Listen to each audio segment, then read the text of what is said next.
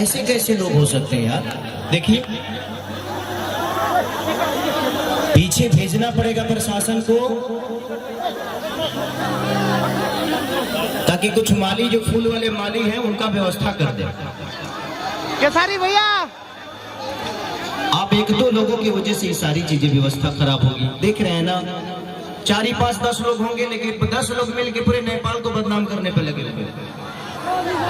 ये कितना गंदा काम है इनका। और लोग को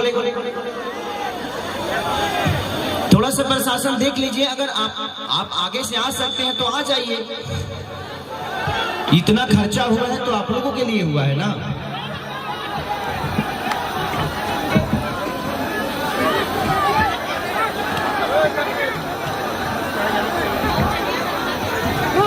कुछ नहीं, आप लोग बैठिए, बस प्रशासन को भेज दीजिए। आप लोग बैठिए, वो कुछ ही लोग हैं। हेलो, मैं मुन्ना कमरेड डीएसपी साहब जहाँ बोली उनका सुरक्षा को लगी आई दिनों। मैं मुन्ना कमरेड मोरंग जिला इंचार्ज प्रदेश नंबर 1 हजूर युवराज सरकार उनसे तो पहले स्टेज में आए दिनों बढ़िया पछाड़ी सुरक्षा मिले दिनों बढ़िया सर। यहाँ जंजारू डेरे गड़बड़ करी रहे कुछ हजूर का क्षेत्र में सुरक्षा राम राम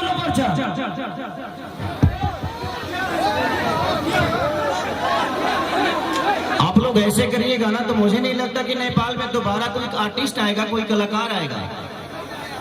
आप अपने पूरे राज्य को बर्बाद कर रहे हो, अपने देश को बर्बाद कर रहे हो।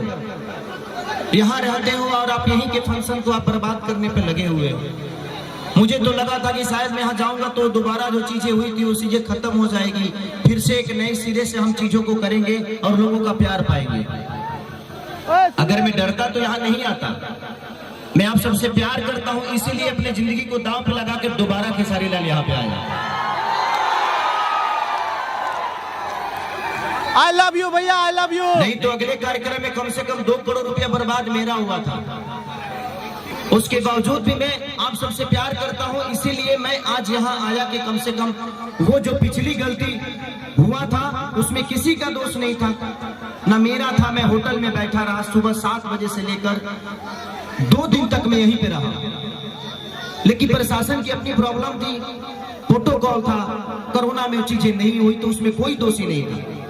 लेकिन इस बार अगर व्यवस्था अच्छा है तो कम से कम इसका एंजॉय करिए आप लोग अपनी जिन चीजों को तोड़ रहे हो, फोड़ रहे हो, कोई मतलब नहीं बनता इसका।